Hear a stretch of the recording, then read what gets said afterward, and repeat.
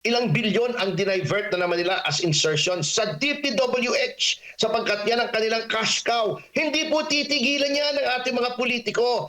There are billions, hundreds of millions, if not billions at stake here. Bakit nila titigilan? Sapagkat, sad to say, ang politika po sa ating bansa ay naging patronage politics na. Kung hindi ka magbibigay, hindi ka magbibigay ng pakinabang sa mga tao na kinukuha rin naman sa pera nila, ay hindi ka mahahalal. Yan po ang dapat baguhin natin para mawala iyang mga pangungurakot na yan sa General Appropriations Act. Noong 2013, naglabas po ng desisyon ang Korte Suprema, yung tinatawag nga na Bellica ruling, kaugnay nga dito sa pagiging unconstitutional, labag sa konstitusyon, itong PDAF o mas kilala sa tawag po na pork barrel. Sa tingin nyo po, nasusunod po ba dito sa budgeting ng ating gobyerno ngayon, taon-taon, itong desisyon na ito ng Supreme Court or nahahanapan pa rin po ng butas, panibagong anyo ng PDAF, iniba lang yung pangalan at modus, attorney? Hindi po nawawala yan. Kaya nga po, kung inyong nagugunita, kami po sa Integrated Bar of the Philippines, yung ating pambansang organisasyon ng mga abogado, nung matinu-tinu pa yung leadership ng IBP noong 2018, 2017 yata, 2018, ay nagmarcha po kami, mga abogado laban dito sa pork barrel sapagkat nakikita po namin na bagamat meron na ngang ruling doon sa Belhica case na nabanggit ninyo nga unconstitutional itong pork barrel sapagkat hindi naman po papel ng mga legislator sa mag-implement ng proyekto. Ayan pa rin po. At nangyayari pa rin at I'm sure na pagkatapos itong moro-moro na ginagawa sa ICI, sa Blue Ribbon, pati ang ombudsman na alam naman natin ay tuta ng Malacanang, ay magpapatuloy pa rin po yan. At makikita na po natin dito sa budget, ito na po, meron na po kami sa Citizens Crime Watch na tala ng mga congressmen na pinakamalaki ang insertion sa DPWH sa pangunguna ni Speaker D. So wala pong change. Nindang magkapatid na Swansing, sina Christopher Gonzales, yan, ang dami. Sina Kong-hun, sina Congressman Kong-hun, daan-daang milyon kung hindi bilyon ang insertion. Meron pa nga po rito, mas malaki pa yung insertion kesa roon sa nakalagay sa NEP. Opo, nasita po ng ilang mga grupo itong sabi nila EPAL Fund or panibagong mukha ng pork barrel, lalo na po itong MAIF po, attorney. At sila po ay naniniwala na bakit hindi na lang ito ilaan ang pondo sa PhilHealth. No? Merong mga datos na nakuha tayo na sa nakalipas na mga administration, talagang malaking-malaki ang pondo na inilalaan para po sa PhilHealth. Ngunit pagpasok po ng nakalipas na 3 taon, unti-unting nawala hanggang sa last year ata, wala talagang pondo. Pero mas malaki yung inilaan po sa MAIF. Kaso lang, ang sinasabi, ito yung mga guarantee letters na kailangan mo pang pumunta, magmakaawa sa isang politiko para ikay mapagbigyan ng ganito po. Attorney, ano po masasabi niyo rito? Yan po, tama po kayo. Yan ang tinatawag na e-politics, umi-epal. Kita nyo ito ang logic ng administrasyon na to na sinabi ni Yusek Claire Castro. Yan ba naman daw farm-to-market roads, yung mga infrastructure na hindi malaman kung saan naroon, ay may kinalaman sa kalusugan. Maaring may kinalaman indirectly. Bakit? But why would you do something indirectly when it comes to healthcare when you can do it directly through PhilHealth? Ito po, alam nyo, 60 billion ang tinanggal nila sa PhilHealth. 147 billion po ang backlog ng mga claims. Ang dami pong mga ospital hindi nababayaran, public and private. Ang daming mga claims, lalo na yung mga dread diseases katulad ng cancer na hindi nabibigyan ng tulong. Pagkatapos ibibigay mo pa sa politiko ang implementation ng healthcare. Anong kinalaman ng mga congressmen sa healthcare? Hindi po yan legislative work. Ang problema, gusto nila yan sapagkat yun nga po, na po-project nila ang kanilang sarili, lalong-lalo na parating yung 2028, may mga gusto niyang tumakbong senador, may mga gustong mag-re-elect na senador at tumakbo o mag-re-elect na maging re-electionist na mga members of the House, hindi po dapat yan. Ginagamit po ang pondo ng pamahalaan for personal gain. Yan po ay graft. Yan po ay malversation. Opo, at saka yung sa PhilHealth din na decision ng Korte Suprema po, attorney, nakikita nyo po na after nito, malinaw na merong dapat mapanagot doon sa kanilang ginawang paglilipat, attorney. Maliwanag po yan, bagamat ini-spin ng ating pamahalaan na wala daw na kasalanan si Secretary Recto. Well, I will beg to disagree when I read the decision of the Supreme Court.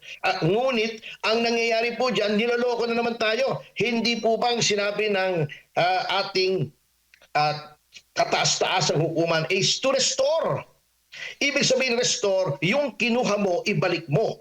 Hindi yung ibalik mo from the 2026 GAA. Yung mismong kinuha mong 60 billion, yun ang ibalik mo. Sapagkat nasaan na yun? Kung ibabalik mo yun from other sources of revenue na kukunin mo sa 2026 GAA, nasaan yung 60 billion na kinuha mo? So, double whammy, nakuhanan na tayo ng 60 billion na hindi natin malaman kung saang impyerno dinala nitong pamahalaan, itatax na naman tayo ng another 60 billion para ibalik sa PhilHealth na nandoon naman na hindi naman nila dapat ginalaw. Yun po ang isa na namang panlilinlang ng pamahalaang ito. Ano naman po yung masasabi ninyo doon sa pumupuri sa naging desisyon ng Korte Suprema pero kabilang po sila sa pumirma doon sa special provisions ng paglilipat po, attorney? Siyempre po, alam nyo, mga politiko yan, maraming mga ipokrito na mga politiko. Sorry, may mga kaibigan tayong politiko, pero hindi naman sila mga ganon. Pero marami, karamihan po ay ipokrito, sumasakay lang sa popularidad, katulad ni Rizzo Ontiveros. Yung ating kaibigan na tanim testigo labang kay Pastor Kibuloy. Can you imagine, noong 2022, nag-file siya ng batas para ma-decriminalize ang libel. Ngunit, itong taong ito, ginamit niya sa akin yung batas ng libel para ako ay patahimikin. Kita nyo kay Pokritong yan. Ganyan po ang ating mga politiko sakay ng sakay sa kung sinong popular. Marami po yan, not only in the administration, but also in the opposition na ngayon ay sumasakay sa popularidad ni Vice President Sara Duterte na dati naman ay kontra sa mga Duterte at dati naman ay wala sa oposisyon. Attorney, balikan ko lang yung issue po sa pagbabudget po, no? Sa panayam po namin sa isa sa mga kongresista sa katauhan po ni Congressman Sid Ungab, nababanggit po niya na hindi na paglalaanan ng pondo yung mga key projects, yung talagang malalaking mga proyekto na dapat na maipagpatuloy at nauuna pa raw na nababudgetan ang mga unprogrammed appropriations o mga projects, yung nababanggit nyo kanina, ito po ba ay malinaw na paglabag din sa ating konstitusyon? Opo. Kaya dinadivert nila yan doon sa mga unappropriated na allocations. Nandyan ang kita Katulad yan, kapag ang ginagamitan nila ay yung mga foreign funded, wala silang kita dyan kasi may contractor na yan, katulad ng subway. Iba na yung contractor niyan kasi specialized po ang kailangan contractor sa subway. Kahit sinong kolokoy sa tabi-tabi ay pwedeng mag-undertake ng subway. Pero yung flood control, yung kalye, yung mga cat's eye, kahit sinong pinulot mo lang sa tabi-tabi na may nakaregister, na may pondong 100,000, ginagawa na nilang contractor sa bilyon-bilyon sapagkat nandyan ang kita. Yan po ang tinatawag na diversion. Kita niyo po, ilang bilyon ang dinivert na naman nila as insertion sa DPWH sapagkat yan ang kanilang cash cow. Hindi po titigilan yan ng ating mga politiko. There are billions, hundreds of millions, if not billions at stake here. Bakit nila titigilan? Sapagkat, sad to say, ang politika po sa ating bansa ay naging patronage politics na. Kung hindi ka magbibigay, hindi ka magbibigay ng pakinabang sa mga tao na kinukuha rin naman sa pera nila, ay hindi ka mahahalal. Yan po ang dapat baguhin natin para mawala iyang mga pangungurakot na yan sa General Appropriations Act. Ano naman ang masasabi niyo po, attorney, na lagi pong ginagawang rason na kailangan na maipasa itong budget na ganito, kailangan hindi mabawasan ng aming budget, lalo na po dito sa controversial na DPWH, halos taon-taon na lang po, talagang nagiging sentro ng kontrobersya yan, dahil daw po maapektuhan ang mga proyekto. Pero alam naman natin, taon-taon din nabubulgar na meron pong mga issue o korupsyon na nangyayari po, attorney. Lagi pong ginagawa nilang rason. Meron pang isang rason na kailangan ito dahil baka maapektuhan yung ating ekonomiya, attorney. Apektado na nga po ang ating ekonomiya. Can you imagine ang year-end na rating, yung growth rating ng ating ekonomiya ay wala ng 5%. Samantalang ang projection ay 7%, ngunit hindi po natupad yan. Alam niyo po, ito ang kinakalungkot po natin na naging systemic na yan at naging institutionalized na yung pork barrel. The only way na yan po ay mapipigil is for the government to impose a policy na hindi dapat nakikialam na ang mga kongresista sa mga kontrata. Tama na yung mga insertions na yan.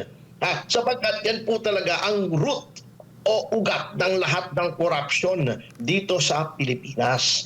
Dapat po ay may political will. Ang problema, hindi po uubra yung political will na yan, yung policy na yan, kung mahina po at laging hilo, laging lito ang ating Pangulo. Opo, may iba lang po ako ng topic, attorney, bilang pinuno po ng Citizens Crime Watch. Naging sentro din po ng diskusyon yung pangyayari doon po sa Bondi Beach, no, sa Australia. At nabalitaan na doon, mismo sa authority doon, na kinumpirma naman dito sa Bureau of Immigration na yung dalawa palang suspect nagpunta pala dito sa Pilipinas at ang nababanggit ng Bureau of Immigration sa Davao. Ano po ang basa niyo po ukol dito po? Kasi sa mga investigation doon po sa Australia, talagang pinaghandaan, maraming dalang baril, meron pang dalang mga IED doon sa mismong sasakyan po nitong dalawang gunman po. Opo, nakita naman po natin yung video at talagang nakakakilabot po na talagang hindi po siya yung parang nagwala o nag-mental breakdown o meltdown katulad ni dating Commissioner Guanzon. Hindi po ganun ang nangyari. Ang nangyari po parang talagang planado, kalmado sila. Nakikita po natin, nagre-reload pa po habang sila ay bumabaril.